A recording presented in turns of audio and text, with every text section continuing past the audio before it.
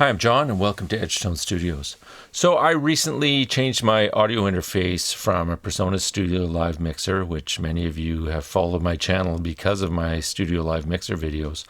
And it's not that I don't like the Studiolive. I think it's a great interface for a studio.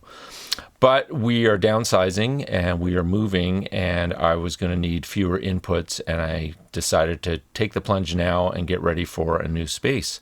And I chose the Cranborne Audio 500 R8 as my primary interface, coupled with the 500 ADAT as an expander, partly because I already had a lot of 500 series modules. So what I want to do today is give you a bit of an overview on this unit, because I think it's done in a few places on the internet, but not really comprehensively.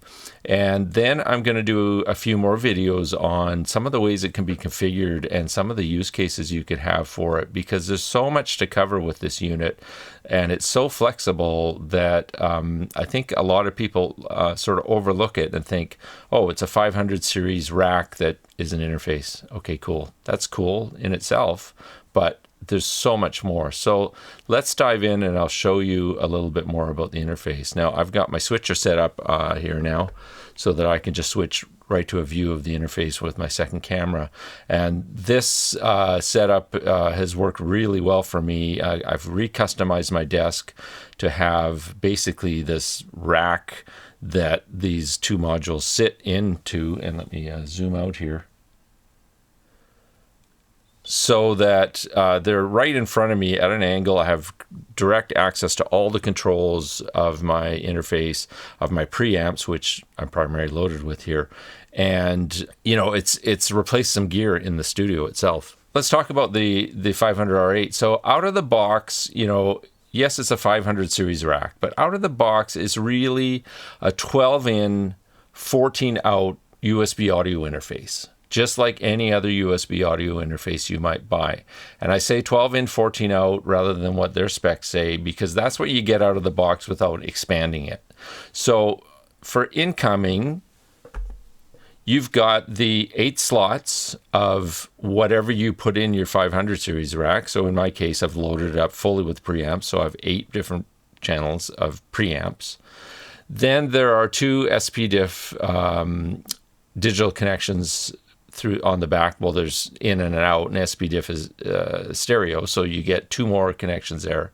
And then there's the built-in mixer, and it's mix out as a stereo pair as well, giving you the 12 in to your computer. And then coming out, you have coming back from your computer all 8 slots as well, the SPDIF coming back from the computer, and then your DAW coming back from the computer. Or it could be Windows or your Mac sounds, whatever, but they call it DAW 1. And then a second DAW input coming back from the computer that can be also tied in, and I'll show that in a little bit. Okay, so it's also a 500 series chassis.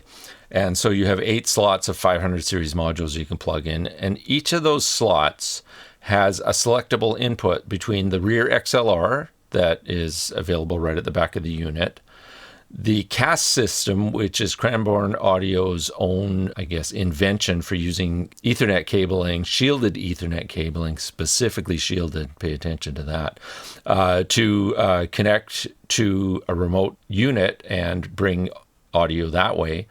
And there's a USB in as well for each of the chassis slots. So for each of those 500 series slots, you have 3 different inputs.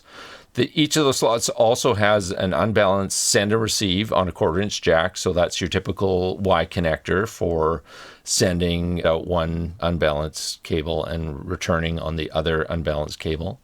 There's also a dedicated XLR out on the back, so it acts just like a regular 500 series rack if you don't want to use a USB and just use it as a rack. But there's some other uses for that as well. There's this chain switch at the front here in between each of the modules, obviously not the last module because there's no module past it, that allows you to chain one module into the next. So if I had an EQ in the second slot and a compressor, etc., I could chain them together and have the signal flow through them. And there's also on the inside of these units, you have to reach inside at the top of the slot. There is this slot bypass unit that turns that individual slot into basically a line input, just a dedicated line input with all the same functionality that the slot would have with a module in it, but now it's just a line input. So the slot itself is quite flexible. Now, there's also this built-in 8-channel expandable summing mixer. So at the bottom of each of the slots is a volume knob and a pan knob for each of these channels to be summed up into a summing mixer, and that summing mixer has its own dedicated USB out into your DAW. And that's actually how I'm recording this through OBS right now. I'm using the expander module here. Just switch over. I've got my microphone going into the 6CH way over here. It's also going through a Warm Audio WA1B as a little bit of compression, using the send on the slot, going to the mix out, and the mix out is going into OBS. And let me zoom in so that we're back really on the R8 so that you can see the details on it when I'm talking about it.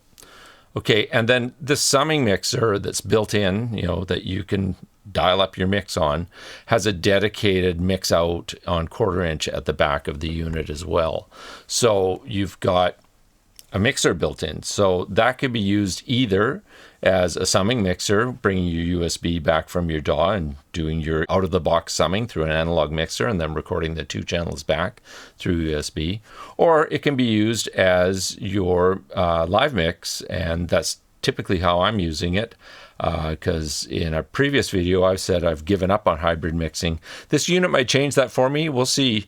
I find that hybrid mixing just is a little bit, it's just a pain. The recall thing is just a pain, and you can get such a good sound in the box. But this is very compelling to easily use it as a summing mixer if I want to, and that's one of the potential use cases for me. Okay, so you've got 8 slots, you've got this USB interface, and what else do you have? Well, you have a high-powered monitor controller with multiple speaker outs on it. So at this part of the unit here, let me use my other hand, you have a monitor switcher between speakers A and B. So speakers A are on XLR, speaker B are on 1/4 inch. There's slightly different levels, and that's important to know when you're setting up your comparable speakers. The monitor controller also has a mono sum. It's got a mute button. It's got a dim button to drop it, I believe, 12 dB. And it's got a talkback mic functionality. So there's a connection at the back for a talkback mic. You can plug that in, and that is a 48 volt phantom powered connection. It's always on 48 volt and can be usable with either a dynamic or a condenser, power condenser mic, and a dedicated talkback level for this built-in monitor section. Now, the monitor section also has a headphone out, which is tied to the monitor level. So your volume is here, and it's got a dedicated headphone out that's tied to the same monitor level as the monitors itself. So it's not a separate volume control for that headphone out. Okay, on top of that, you have a dedicated headphone auxiliary amplifier. So it's kind of tied into the same area. So you have an auxiliary headphones here. So that's your artist headphones, or you could use, one artist could get your monitor headphones and another artist could get the other headphones, I guess, if you wanted. That auxiliary headphone has its own level. There's a blend control. We'll get into that later. And it has dedicated outputs on the back as well. And those are 1/4 inch unbalanced left and right connections as well. Okay, then on the back of the unit, there's also these 4 CAS ports, and each of those CAS ports is for connecting a shielded Cat 5, Cat 6, Cat 7, or even Cat 8 cable of up to 100 meters in length to the back of the unit, and then to one of the CAS devices you could connect to it. Typically the N22, which is basically a remote box for carrying the XLR and TRS connections. So you could bring 2 mics in on every one of these 4 connections, and you could send the headphone, the auxiliary send, out on every one of those 4 connections. So there's these CAS ports, and CAS stands for Cat5 analog signal transport. So they found a way to use 8-pair cable with a shield, and the shield is the ground, to carry 4 different analog signals. Okay, and then as well on this unit, there at the back, there is this dedicated DAW2 quarter-inch unbalanced inputs. And DAW2 is both a USB return from your computer that you can set something to come into, and it's these quarter-inch inputs at the back, and they're summed together and then presented to the monitor for listening. And the way this is implemented is such that by default you're listening to DAW1 with the switch up on either the monitor or the headphones, the auxiliary headphones. But if you flip this down, you're now listening to DAW2 instead of DAW1 as the return input or the external input. And you could use this in a couple of ways. You could use it to have, say, a second mix that has a click in it, so you don't have click in the room, but there's click in the headphones for the artists. Or you could use it if you don't want to use their digital analog converters. You have options for going in and out of the back of the unit using these extra inputs to bring your D to A into this unit through a different converter if you didn't like theirs. But their converters sound fantastic.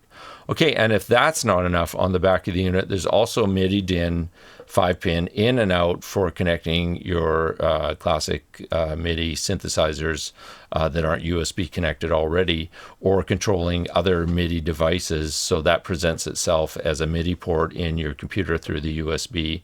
So you just get this complete wealth of inputs, outputs, and configurability. Because remember, this thing comes with no 500 series units in it. When you get it, you're not going to have all these preamps in it unless you already own a bunch of preamps, as I did. So I already owned 10 preamps, and I already owned 2 external Rupert Neve Designs Newton channels, which are sitting over beside me in my rack. So the setup is really flexible.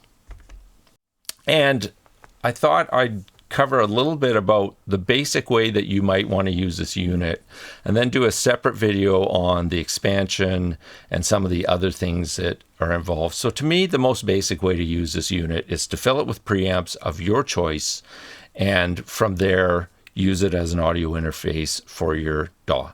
Straightforward, seems simple enough. So how that would work is the 6CH is a great example of a way that you can put a reasonably priced analog preamp, analog EQ, and analog compressor into your DAW for tracking, because each 6CH has all 3. It's got a 2-band EQ that can be bell or shelving.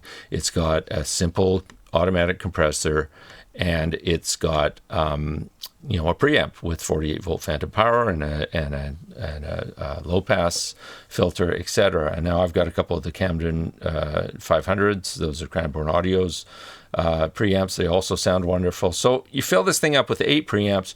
You have an 8-channel audio interface coming into your computer. But think of it this way. Not only do you have the 8 channels, you have 16 possible sources for those 8 channels. So in my case, I have all my synthesizers and have a tracking room, and I'm imagining a future room where I'm in a single room and maybe my artists are at the back of the room or wherever. I don't know what the space is going to look like. So one of the reasons I purchased this is it's so flexible with the Cat5 cabling that I can take these N22 boxes or the N22H, which have a headphone in them, and place them around the room where I want to put my microphones. And all I need to do is buy the shielded Cat5 or Cat6 cabling to connect them in, and then go to the unit, and any one that I want to come from the cast, I flick over to the cast here. And in my case, I do have some keyboard set up here, so if I turn on my drum machine, maybe get my synth going. So you can't hear these right now because we're listening to my mix and they're turned down, but if I dial these up, they should come through into the mix with everything else. dial up the Tempest drum machine that's going as well. So that's the beauty of an analog mixer right there. Now I have no idea how my voice level is compared to this, because I'm listening mostly to the DAW playback, because otherwise my voice would be coming back to the room and being picked up by the mic. But you get the basic idea. You have a mixer with input, and I could be recording each of these channels separately, or in this case, I'm just recording the stereo out because I'm doing a live stream in a sense, but I'm recording to video. So for a live stream situation, you have control over what's going out the live stream directly from these mix levels here, and you could put headphones on and hear that in your headphone mix, and you could potentially have artists with a different monitor mix, slightly different monitor mix. We'll look at that in a sec. So for me, that's the most simple way you could set this up. However, if you start out with less than 8 preamps and you still want to have 8 inputs, you could use either external preamps and plug them into the slot and put the slot on slot bypass. So that's kind of what I've done with my Newton channels over here.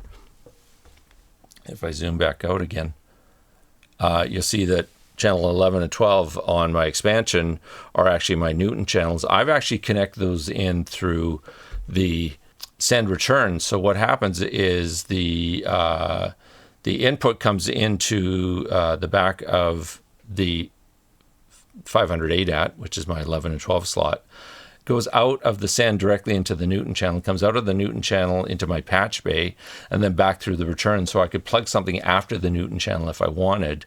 And now I have 2 more channels of preamps without actually putting something in the slot. So incredibly flexible. And then I've got my 11 rack plugged into the next 2 slots. And then I've put my SPX 90 returns on the last 2 slots, and I've just got a patch point on my patch bay where I can patch the SPX 90 in and dial up external hardware effects to my mix. And I could record those on their own track. So super flexible that way as well. But the interesting thing, like I said, you have these cast connections at the front. And if they're flipped to cast, as you could see when I was playing I'll turn these down, but when I'm playing the keyboard, you can see the levels coming in. If I flick them over to analog instead, which is the middle, then that would be, say, in my case, that would be channels 3 and 4 coming from the tracking room. So if I'm recording somebody, I could just flip it over and now set my levels for that. And then when they're gone and I'm working on my own stuff, I flip it back over to cast and have my keyboards.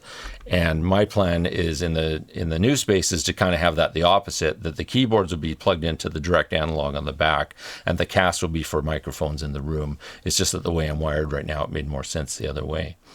Okay, lastly, any of these channels can be flipped over to USB. So that's the farthest switch over. And when you switch over to USB, you can send direct from your DAW back through the unit. So let's talk a little bit about the way this unit's always working. So you have inputs on the back, and you have cast inputs, and you have USB inputs. And one of those 3 is coming into your module, right? So you have 3 choices of inputs of what's coming into your module at any time. It's going through the module, it's going out. After the module, it's going out the send and back the return if you have something plugged into the insert point. And then it is always going back to USB into your computer and always going back out the XLR output at the back of the unit. So you constantly have a source. Oh, and one other place, it's also going into the mixer. So you have the output of each of these slots going into 3 places all the time, going to your DAW. Whether you're recording or not, it's being sent there. If it's a source you could have, it's going to the mixer, so you can listen in the room and mix it up in your monitor mix or your auxiliaries. And it's also going to a dedicated output for whatever else you might. What if you wanted to send to 2 DAWs at the same time, or a tape machine and a DAW at the same time? You could do that. You could have the direct outs going to both, and it's just incredibly flexible that way. Okay.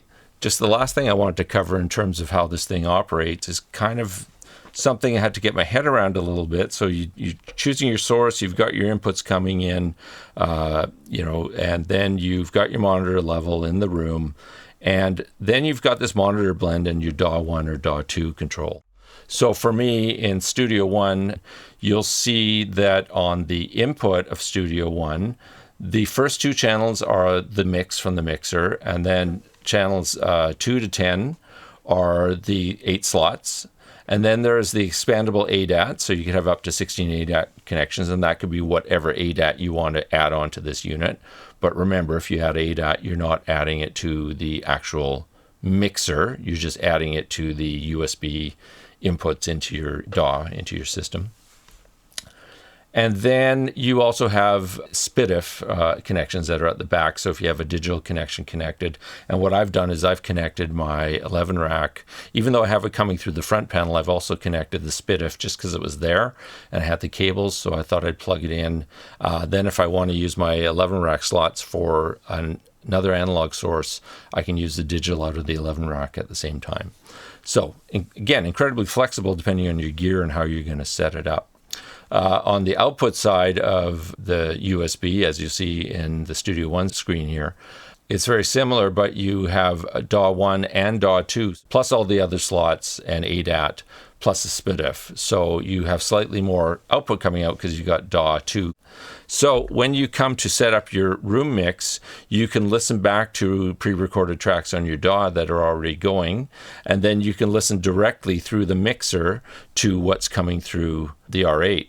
And the way you do that is through a combination of the monitor level for your in-room speaker volume and this blend control here. So if you dial it 100% to mix, all you're going to hear is the mixer, and anything you're playing back from your computer, reference tracks, whatever, are gone.